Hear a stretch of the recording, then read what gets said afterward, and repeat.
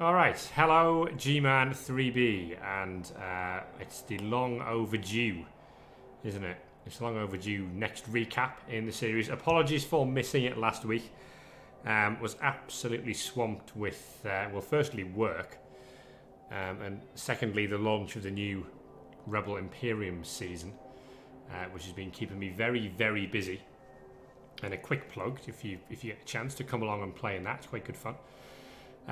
But yeah, it means that this kind of had to get put on the back burner because I don't have an unlimited amount of time, unfortunately. I wish I did. But yeah, anyway, made a priority this week to get this done. And we're going to spice the format up a little bit this week, just because obviously we've got a lot to get through with 2 weeks worth of stuff. So it'll be slightly different and we'll sort of return to normal for next week. But this is something I wanted to do anyway, around about this point of the season, and then similarly around about maybe week 10 or 11 we might try and repeat this. Anyway, first thing we need to look at would be the results from week 5, of course, and they look like this. So the Happy Sons had the admin bye week, so they got that 1-0 win. Third Guardians with a 2-1 win against the Amazons of Umveltschützeren. A 2-all draw between the Greenhorns and Maze of Torment. Kind of a slight spanner in the Necro juggernaut that it's been so far this season. Smargy Severa 0, Thermonuclear Pom 1. Norse getting hurt, and there's been plenty of that knocking around. Gorkacidal Tendencies 2. Stuff from my fridge 0. As Ginger Wolf's really rotten season, excuse the pun, I suppose, goes from bad to worse. In the Elf off, 2-1 win for Dusseldorf Rheinfire against the Sit Down Boys. And the last game of week 5 was between Bitten Heroes and the Grail Knight Cavalry. So there was, I suppose, we've done away with the whole performance of the week thing this time because it's been so long since we did one, and you'll see why shortly. But yeah, it was quite close, wasn't it, the division before we got into week 5 and 6. Well, it's still that way. We'll back this up with a look at the week 6 results as well. So here they are. Greenhorns got the admin bye week this time around. So another win for them, I should say. Third Guardians 2's Margie Severa 0 in a result that has largely put paid to the Norse season. 3 massive deaths for them in that game. As Morplevac is just running wild on this division at this point. Similarly, Zunk, another win for Gorkacidal Tendencies in the Orc Mirror against the Happy Sons. So another good result for Zunk there, and that's got those two, Third Guardians and Gorkacidal Tendencies, as number 1 and 2. They're both in the playoff positions at the moment, as Zunk's, as I put it, redevelopment season is going really bloody well. Another draw for Lord Brainlord, 1-1 against the Amazons, who, much like the Norse, have sort of plummeted right down the table. They were joint top with Smargy Severa after the first couple of weeks, but of course they did get the bye weeks then, and results have fallen off the cliff since then, with both teams sort of dropping like stones towards the bottom of the table. A first win of the season for Bitten Heroes. No, second win, sorry, of the season for Bitten Heroes. And that was against Maze of Torment. So a result for one of the sort of bottom teams against one of the top teams, if you like. So good result there for 40, and it puts him into what has largely been 40's position in any given league table he's been in for a long time now, which is sort of between 6th and 9th. Struggles to get those vampires any higher, but certainly isn't going to finish towards the bottom of any given league table either. Grail Knight Cavalry 1, Thermonuclear Pom 2. So another good win for Calcium. Winning 2-1 against Arcani there. Arcani, another one now, who's got a 2-2-2 record. But it's still probably not going as badly overall as he thought that whole season. And Calcium now moving up into the Challengers Cup positions as well, with 12 points, 4 wins and 2 defeats for him, which is actually fairly impressive. We'll come on to why in a little bit. Dusseldorf Rhein Fire with another win, so Siggy Niggy also recovering from that fairly disastrous start in the first couple of weeks now to be in 3rd place, with another defeat for Stuff from my fridge, who largely just only have half a team left to speak of at this point, which is making things very, very difficult for Ginger Wolf as he tries to recover any sort of semblance of a decent season. To be honest, they're looking a little bit like a Nurgle team that might be on their last legs, and a coach considering a re-roll at the end of the season, but hopefully they can stick it out and turn it around a little bit to at least go out on something of a high. Okay, so because we were covering sort of 2 weeks, we're going to leave the injury report and the development report to one side for now, because instead what I wanted to do at this point of the season was actually dig a little bit more into how each of your teams are doing with some stats and stuff, because stats are fun. So in no particular order, we've got some graphics lined up for each of you. So Third Guardians are up first. Here they are. So they've got a 4-1-1 record after 6 games with a +2 touchdown difference, and that is good enough to put them 2nd in the table. They've just had the one death or fired player. Now this dead or fired player section is dead or fired players that have or had some SPP. So any rookies that had deaths or injuries aren't counted. This is just sort of players that we cared about, if that makes sense. That might be a little harsh. But the key stats from Morplavac's season, you can see he's caused more casualties than any other team in the division and suffered less casualties than any other team in the division, with 23 and 11 respectively. Now that is a recipe for success more often than not. And the interesting thing as well for the Lizards is that we know he's been through both of the Chaos Dwarf teams and come out of those games smelling the roses, really. He's still got the Nurgle to come. That's in week 8, and then what is looking like a massive game against Zunk in week 10 on the horizon. So it's been a good start, but the good start is only half the battle. We now have to see that off into a good finish as well. The joint highest touchdown scorers with 10. There's 3 teams that are on 10 in that regard. And also, interestingly, I thought, for a Lizard team, the 2nd highest expulsions, send-offs from fouls of any team in the league. Now, of course, it's not the most accurate of statistics, these, because teams that foul heavier but maybe have bribes and don't get sent off won't be as high on the expulsions list. But it at least shows that Morplavac has been willing to bring a fouling game with his skinks this season. His team is looking like this. So we've got a Croxigor still in a very good spot. Mundiatel there.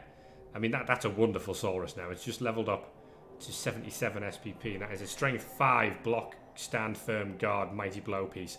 That's just a fantastic player. That is exactly what you want on your Lizard team, and you can really use that as a hub. It's better than the Croxigor at this point. Just because it's the same strength, it's got the same skills, bar, break, tackle, but it's also just more reliable. E is miss next game. That's nothing worse than miss next game on that Saurus. But it is another one that's great. It's block, guard, mighty blow, stand firm. Then a couple of blodgers, one with break tackle and one with tackle is nice. And then a block guard, because block guard is always fun. And a standard block. We've got one super skink and one decent skink with movement 9. And a couple of remaining rookies. And of course, Street Fouling Skink may well be the skink that's been getting sent off all that much. So it's interesting, isn't it? Because you look at this team, it's only got 11 players, so it doesn't have a bench, and yet we've still been willing to bring the fouling game, and we're still managing to avoid suffering too many casualties in games. So what that's allowing Morplavac to do is bring a really TV efficient team that's got skills in all the places he wants it to the party.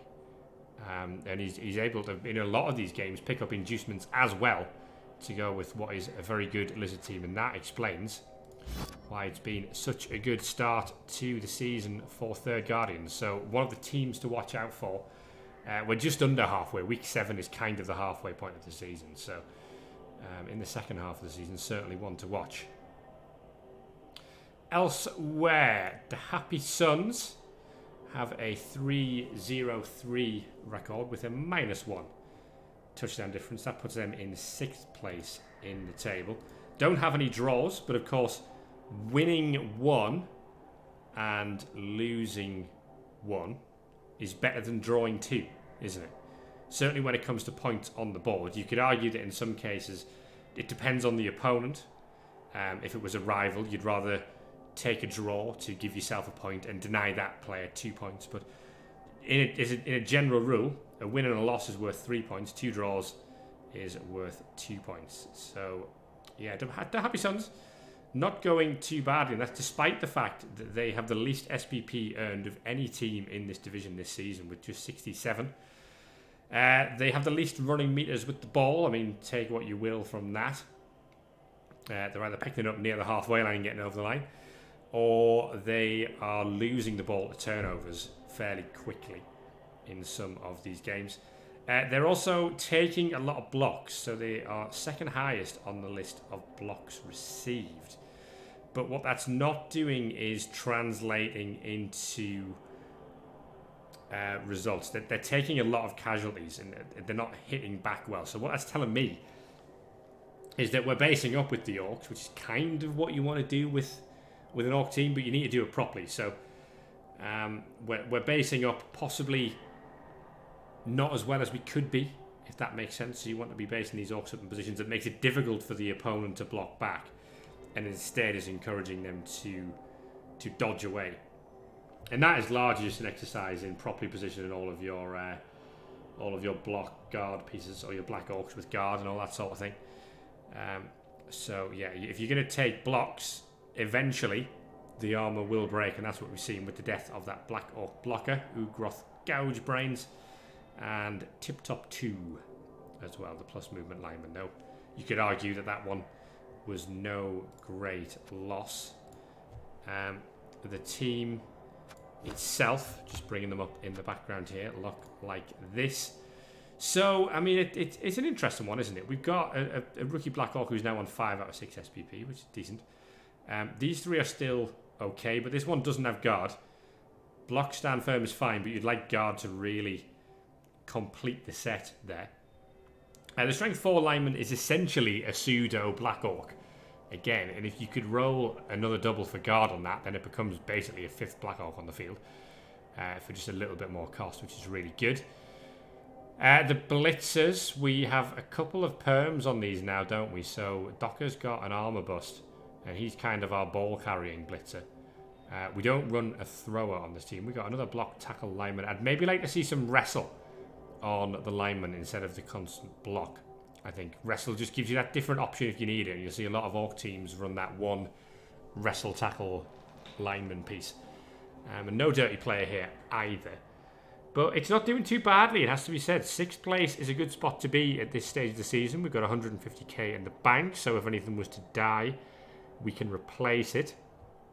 And Proud Wing not doing too badly at all. Certainly in with a chance of the Challengers Cup.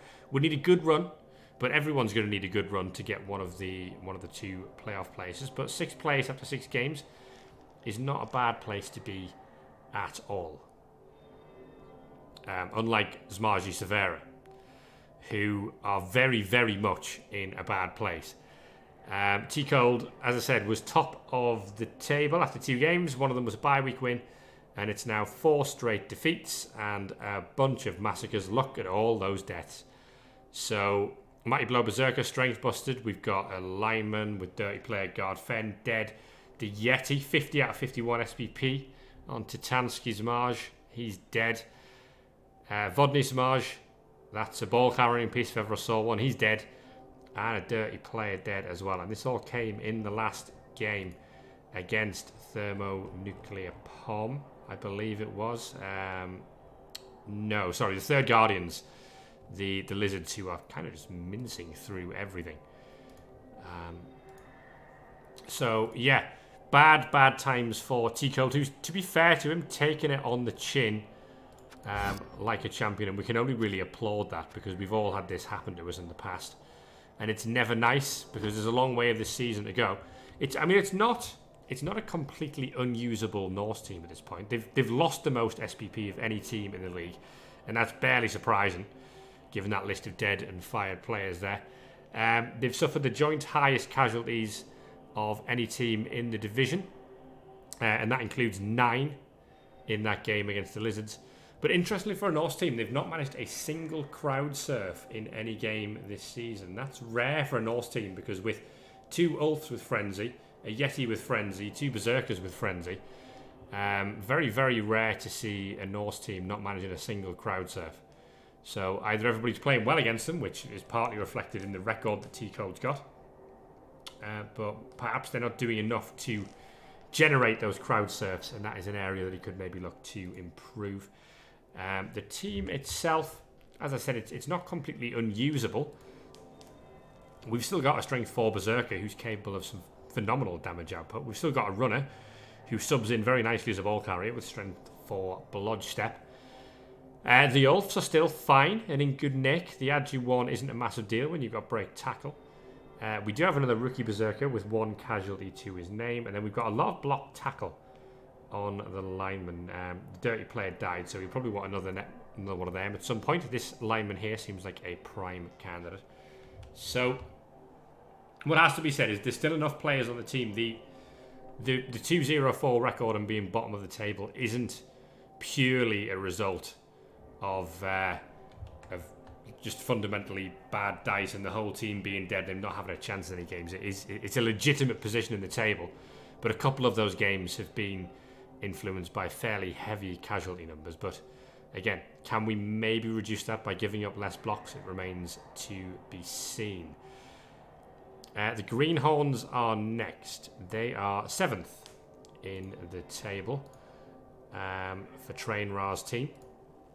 And that is with a +1 touchdown difference and a 2-2-2 record. One of 3 teams with a 2-2-2 record. So the Greenhorns are the best of those 4.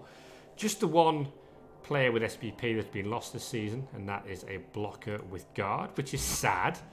But there are worse blockers we could lose, aren't there? In terms of some interesting statistics, well, they're only 7th in the number of casualties caused, and they've suffered more casualties than they've caused this season. They have received the 2nd fewest blocks against them of any team in the division. Now, again, that can partially be explained by having a few less chorfs on the field than you might expect, but also suggests that they may not be basing up quite as heavily as they might want to try and maximise their own blocks. They're not causing enough casualties is the main problem that Train Ra's having this season. He's got 3 Claw Mighty Blow pieces. So when you combine that with the fact he's got 5 guard as well, to only be 7th in the casualty stats suggests either extreme bad luck or that perhaps we're not leveraging the skills of our team quite right. He is top of the KO charts, which is a thing. So he's getting some removals, but they're just not being turned into permanent ones, and that would suggest that they're probably coming back and making it difficult for him to win. The team itself looks like this. As I was saying, 3 Claw Mighty Blow pieces, and one of them with the works of Juggernaut and Jump Up and all sorts as well, piling on. The Bull Centaurs are good. We've got more Mighty Blow there, which again makes it so surprising that he's so low down in the casualty cause chart. You wouldn't expect to see that from a Chorf team with this much claw and a dirty player, it must be said, for good measure. He's currently lacking a ball carrier of any significant worth, so we'll probably be looking to fix that soon as well. The new Chorf blocker to replace the dead one is here, and has got an MVP as well, which is great. So he is now just a casualty, or if we can manage it, a vanity pass, away from just replacing that guard player, which is great. So potential for the Greenhorns to come on strong in the second part of the season. The Amazons, Umweltschützerinnen. Next, they have a 2-1-3 record. with a -2 touchdown difference and find themselves 11th in the table. In terms of players lost, well, you can see there's a couple of, fine, we can live with that. A blodge catcher's not the end of the world. And a line woman who didn't have a level, took an armor bust. But it's that blitzer in week 1. That was the big loss for this team. Blodge, guard, stand firm, add G4 for maneuverability and tackle. Might blow as well. Bit of a jack of all trades, that one. But of course, we've not seen it because it was dead in week 1. The third highest SPP loss of any team in the division, but 81 of that 96 came from Anna Botsford Comstock. They have both the third fewest casualties caused and the third fewest casualties received. Caused. That should say. So they've also got the third fewest KOs. So they're not causing much in the way of damage output. Well, they've only got a couple of mighty blow pieces, but perhaps they're not targeting some of the more squishy pieces to get off the field. They've got a very interesting player that we're going to have a look at in a moment who's just leveled. They've also received the 4th highest number of blocks, which, well, it kind of explains why they might be lacking on numbers in a lot of games. I'm aware that part of the Amazon thing, they're sort of a bash team in the sense that they're not a traditional agility team because they're all Agi 3, even though they have dodge. And because a lot of the blitzers and whatnot have access to strength, the blodge, guard, stand firm spam is quite effective for them at times. But still, you would perhaps want a few less blocks to be received than the 4th highest in the division. Anyway, here is what the team looks like, and it's that Agi 5 leaper with mighty blow at the top, which is the interesting one. You'd prefer that if it was a wrestle piece, wouldn't you? Because that would be an excellent threat to sack the ball. But as it is, it's just a standard blitzer, so already came with block. It's still a good team. It's still a good team, so it's not quite producing the results that you'd expect. And again, 1870 on the team value means that they are giving up a lot in terms of inducements. Perhaps it might be worth trimming some of the fat on some of these line women at the bottom. You've got a wrestle tackle piece. Do you need the wrestle tackle and the wrestle plus movement? Not sure. Could we maybe get rid of the dirty player or the kicker or the random blodge one just to save a little bit of the fat here? And we're currently running at 14 players. Can we reduce that to 13 just to trim a little bit of the fat as well? Decisions for Jay Can to make. In 11th, but on 7 points, only 5 off a Challengers Cup place. And unless the top 4 go on a ridiculous tear, you can make that up across the next 7 weeks. It's not unachievable at all. Maze of Torment are next. So the Necro, who are still really one of the teams to watch with those 2 Super Wolves, they are 5th in the table with a 3-1-2 record and have a touchdown difference of +3. Just the one player of interest that they've lost this season, which is a zombie, which isn't really of all that much interest. So chopped up in the salsa, who is a zombie. It's not chopped up in the salsa zombie because I don't know what a salsa zombie is. One with good hips. Block fend, getting a bit on the bloaty side anyway, so we don't mind getting rid of that. Elsewhere, they are the joint highest touchdown scorers in the division with 10 and the second highest casualties caused with 21 behind the Lizards. A lot of that coming from the mighty blow piling on Wolf, who is the highest casualty causer of any team in the division. We also have the most expulsions of any team with 7, which means that Witchfinder's not shy of fouling with his zombies. And also have the most crowd surfs of any team in the division as well, with 4, which means that while the Wolves, one of the Wolves might be on a tear casualty-wise, the Strength 5 one is pretty good at surfing players off the field. So this is what Maze of Torment look like. Of course, we've got that Strength 5 blodge tackle piece alongside the claw palm tackle. And obviously the claw palm one is just racking up the SPP in a hurry. Despite being movement busted, not really a big deal for him. Block guard flesh golems, you don't really need much more than that on them. They've already got stand firm as standard. An armor bust on the strength 4 white is interesting. You can probably live with that. But it's an interesting decision to be made. And Devil Fries is a very good white to play a support role to those werewolves. Like a mini flesh golem at this point with tackle as well. Ball carrier in the ghoul.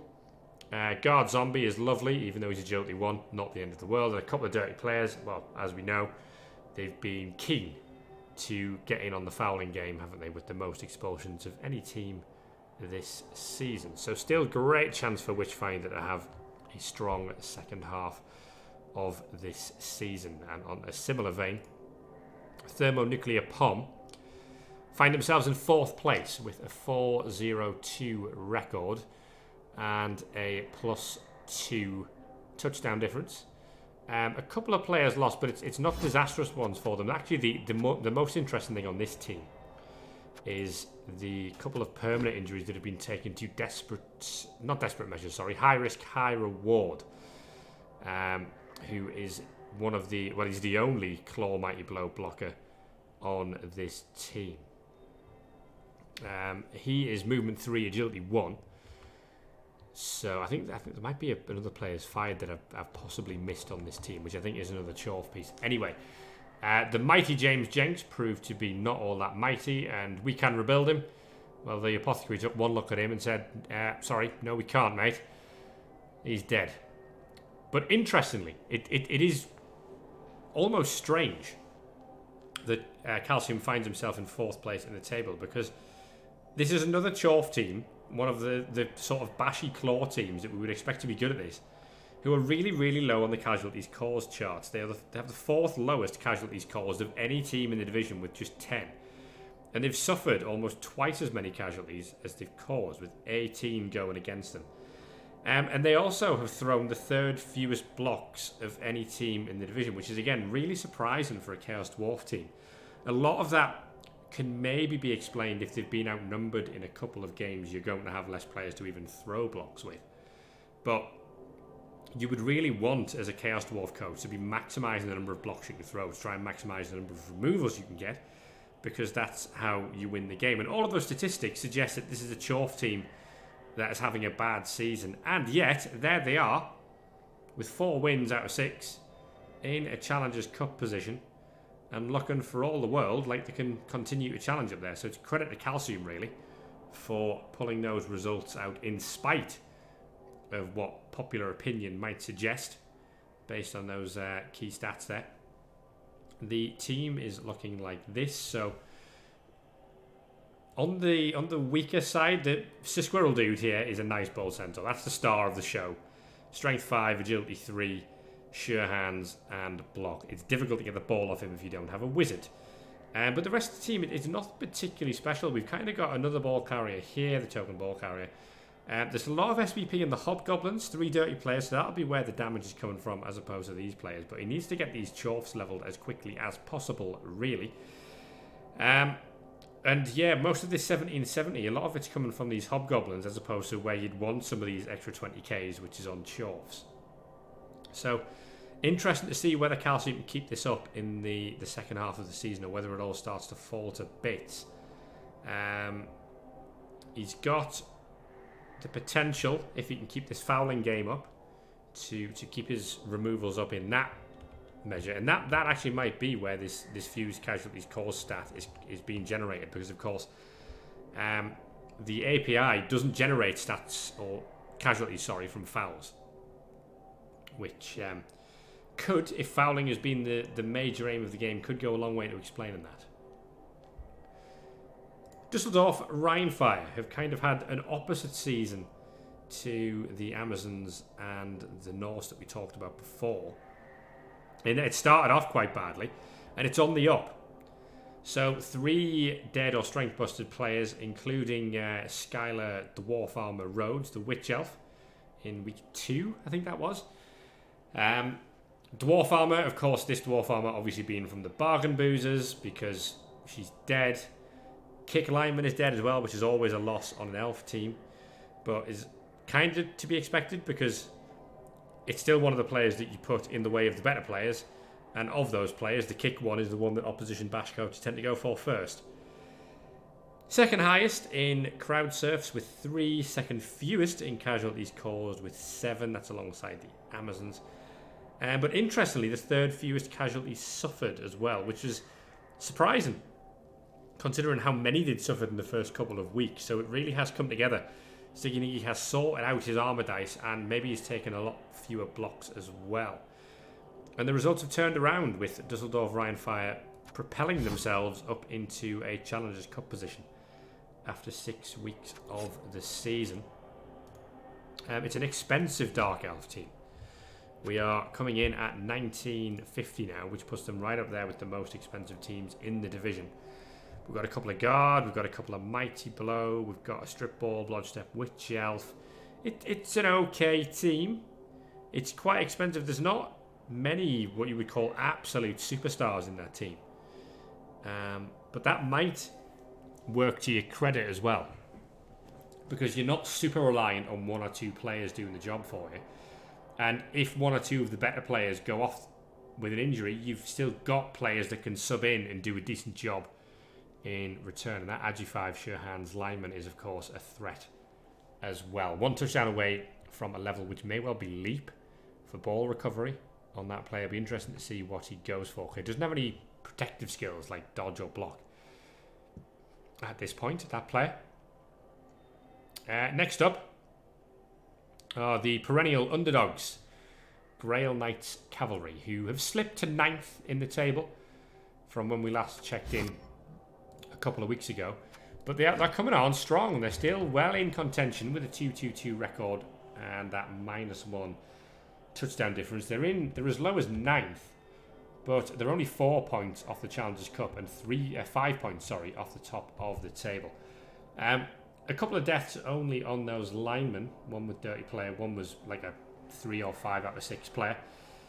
But really, it is somewhat surprising that we are in that position, because they have taken the 3rd highest number of blocks of all teams in the division. In fact, no, that's a positive one. So they are they're in for a fight, is Arcani with this team. I know he said he was bringing them as a fouling game, but they are really getting involved in scraps. They've taken, as in they've thrown, the 3rd highest number of blocks of any team in the division with 236. But they've also received more blocks against them than any other team in the division with 263. And that is about 30 or 40 more than the next team.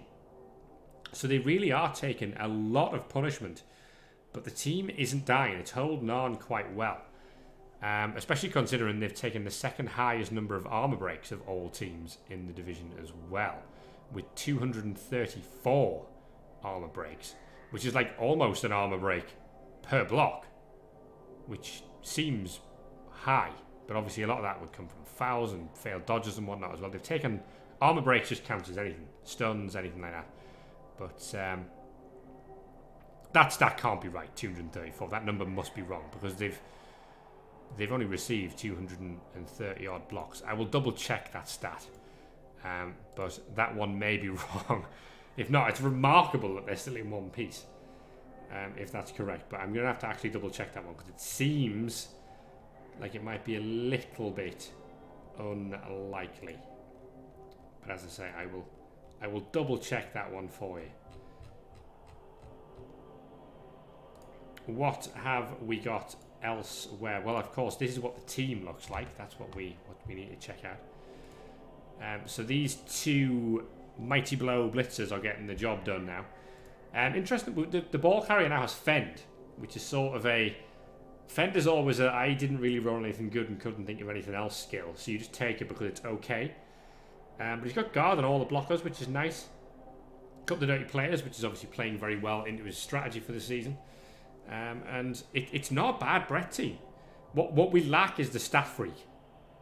But where we're lacking a stat freak, we've got doubles on these guys to give us punching freaks, if you like, instead. So the damage output has been good. We'll see if it can continue and Arcani can push back towards those playoff places. It will be interesting to see. Stuff from my fridge. This is a bad news story, isn't it? Look at those deaths. 2 Nurgle warriors dead. In the last 3 games, no less. So, I mean, that as a Nurgle team is just so tough to recover from. He's managed to replace them at least, and he has a touchdown on one of them as well. But it's just going to take so long to get them back to where they were. A 2-0-4 record with a -4 touchdown difference puts them in 12th. It's pseudo joint bottom of the table with the Norse. They have the second most SPP lost with 118, but that does put them almost 100 behind the Norse, to be fair. Another one of these kill teams that we would assume would be high in damage output, but have actually suffered more casualties than they've caused. 16 caused versus 20 taken. And interestingly as well, they've also had more blocks against them than they've managed to throw themselves. 227 taken against received, against 214 taken. Which is not what you'd expect from Nurgle at all. You'd really expect them to be doing the lion's share of the punching, and it goes a long way to explaining why the results have been so bad. If they're getting out bashed, well, what else can Nurgle do? This is what's left of the team. We've got 1 good Nurgle warrior with the Claw, Mighty Blow and Tackle. We've got 1 block guard and support. The Beast of Nurgle is still fine with guard, and of course we can't actually see what the rest of those skills are. They're checking in. Guard, stand, firm and break tackle, which is as good as you can get without rolling the double for block. We still have Sausage, the killer, who is steadily working his way towards being a legend. 1 dodge, 1 block, sure hand. So what we're lacking there is some sort of wrestle, tackle, 2 heads piece, isn't it? The dirty player has just leveled, and we've got a guard, Rotter, as well, who's armor value 7, so decisions to be made over whether he's worth keeping. It will be interesting to see what Ginger Wolf's thoughts on this team are come the end of the season, but it's a very long shot, and it would have to turn around massively to get anywhere near the playoffs or the Challengers Cup at this point. But it's always worth a go. On the flip side of the coin again, Gorkacidal tendencies are having a great season. Zunk find himself top of the table with a 4-1-1 record and ahead of Morplevac on touchdown difference. +6 is really good after 6 games.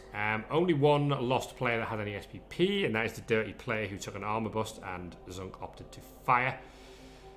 He has gained the 2nd highest amount of SPP of any team in the division, which is great when you consider I put this down as a development season for him.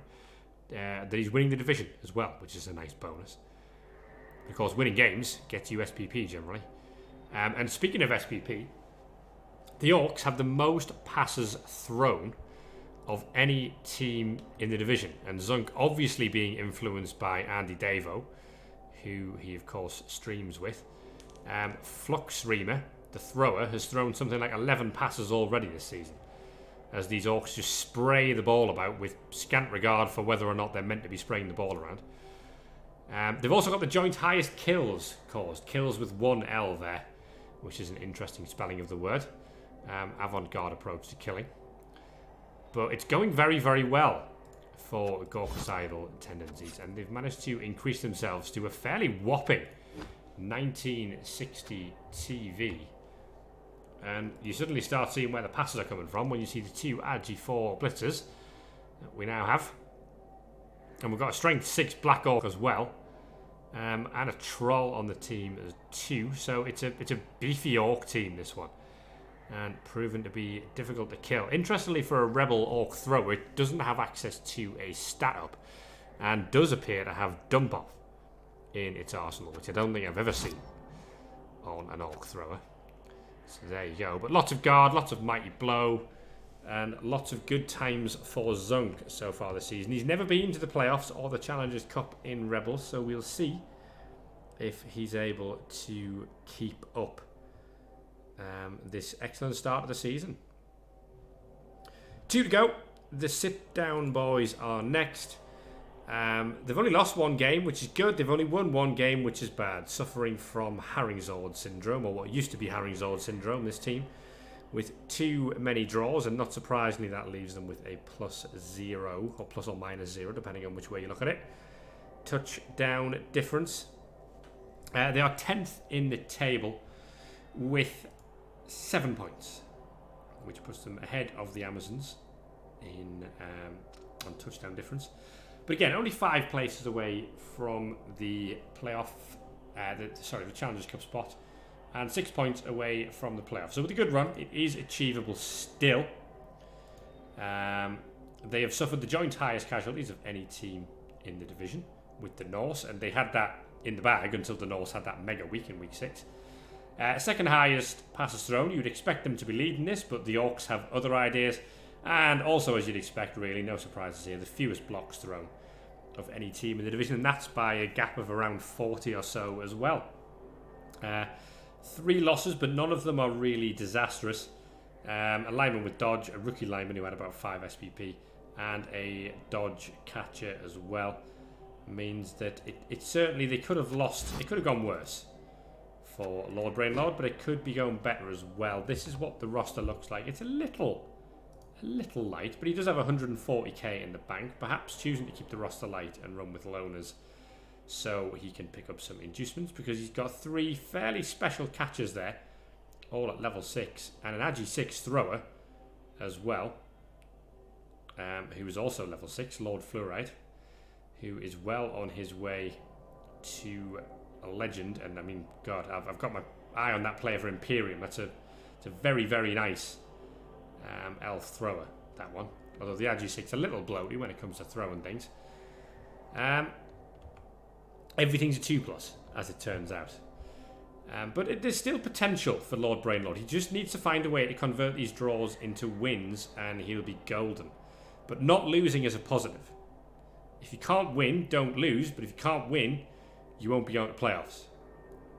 That's the golden rule. Finally, last but certainly not least, Bitten Heroes, who have the interesting honour of being the only team to have not lost any players that had any SPP this season. So there you go. There's a mildly interesting stat, and you probably wouldn't have expected that from the Vampire team. Certainly, well, you certainly have expected some of the Thralls to have gone. The Vampires, of course, have Apo access and regen, so much harder to get rid of them. Bitten Heroes are 2-2-2 with an even touchdown difference record, and find themselves bang in the middle of the table, really, in 8th place. They have the second least SPP gained with 73, so they're not quite doing enough damage or throwing enough passes or scoring enough touchdowns or whatever you like. And they've suffered the 3rd highest casualties of any team in the division, because Thralls are a thing. What does their team look like? Well, the Vampires, this team's been going for a while now. The Vampires are looking really good. Count America is a legend, quite literally, a legendary vampire. Wonder Vamp is also a legendary vampire. Strength 5, Mighty Blow, Tackle. And Guard, as opposed to Piling Arm, was an interesting one there. Opted to not go for the pure killer that he had with Batman, his original Batman, back in the day. But the new Batman's good with plus movement. You kind of take every stat you can get on a vampire. And, he's done exactly that. He's taken one of every stat you would take. His interesting decision comes around Cadbury Selection Box, the Strength 4 block Thrall, who has taken, he's got a movement bust and a niggling injury now. I'm probably looking at that and thinking, what is the Strength 4 block even doing? If it was Strength 4 Wrestle, I'd be more inclined to keep it. Strength 4 block, I'm probably thinking we fire that now, because it's really, really expensive for a Thrall. And if Vampires had a Wizard or something, they'd be doing much better. So with that player back, they come in at a cool 2000 TV, which actually I think puts them top of all the teams in the division in terms of team value without MNGs. It does indeed.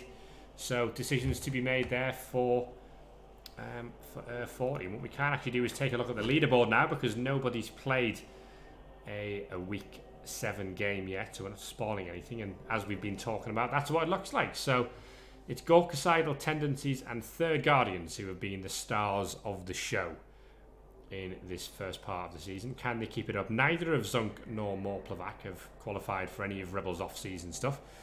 Siggy Niggy was in the Challengers Cup last season, and Trainrar's Greenhorns have been to the play-ins under the old system in the past, but I don't think anybody else in the division has ever been to the playoffs or the Challengers Cup, as far as I'm aware. You can correct me if I'm wrong on that one. But how do the Week 7 fixtures look? Well, here they go. It's the Third Guardians with the bye week, so they will be moving on to a 5-1 words. 5-1-1 record. Easy for me to say. As they get a 1-0 win against the bye week. And it was a good week to lose that MNG Saurus as well, because they just get that back for free. So Morplevac has looked in a bit there. The Happy Sons against the Greenhorns is a tough one to call. That's 6th versus 7th. Trainra will be looking to get his Claw Mighty Blow fire in there, and he's got a good chance to win that. The Happy Sons will hopefully not be losing too many more players from their point of view. And on that subject, we've got a battle of the beaten up, I guess. Although one more so than the other. Umvel Chutzurinen against Margie Severa. 2 of the top 3 in terms of SPP lost over the course of this season. And Armour 7 versus Armour 7 with lots of Mighty Blow. I would expect there to be more damage coming from that game. Big game here. One of the biggest games of the season so far, you have to say, is between Maze of Torment and Gorkocidal Tendencies. Zunk leading the way, but has a significant challenge this week going up against Witchfinder. And both that super high damage output Werewolf and the Strength 5 Werewolf as well. That's the sort of thing that has the potential to just wipe through an Orc team in a hurry. So Zunk will possibly be a little nervous ahead of that game, be a little nervy about how his team might look at the end of the game. As might Lord Brainlord, because the sit-down boys are travelling, if you like, to Thermonuclear Palm this week. Calcium, looking for a 5th win of the season to keep him in that Challengers Cup spot. And perhaps take over in the playoff spots if Zunk was to fail to get a result against Maze of Torment. Sit-down boys could really use a win as opposed to another draw or a defeat. One more draw and you're probably looking at that and saying, well, unless they can really turn this around in a hurry, it's probably not going to be a playoff or Challengers Cup season for them. Stuff from my fridge go up against the Vampires this time, where in theory they should take a little bit less damage and be able to generate some SPP on their rookie Nurgle warriors, which could be quite useful for Ginger Wolf. But of course, difficult one for Nurgle against the Vamps with all of that Hypno Gaze and those legendary Vamps as well. So could see the Vampires doing well there. And finally, Dusseldorf Rheinfire against Grail Knights Cavalry. Well, the one thing you can probably guarantee is some sort of damage output, because the Dark Elves have got a couple of Mighty Blow players. And Arcane is here to do precisely that. He's here to just cause pain and see how well he can do from there. Okay, guys, so that is going to wrap it up for this week. Bit of a bumper episode for you to make up for the fact that we didn't have a recap last week. So I hope you enjoyed that. I hope you were able to take something from the brief overview we did of all the teams there. And let me know your thoughts as well if you want in your own little Discord channel that you've got. All going well. Be back next week with the Week 7 recap. We're after halfway. We're after the halfway point in the season after that game. So we start to know who the real runners and riders are when it comes to challenging for those playoff places. So if you're going to go in a good run of form, now is absolutely the time to do it. I'll speak to you guys soon.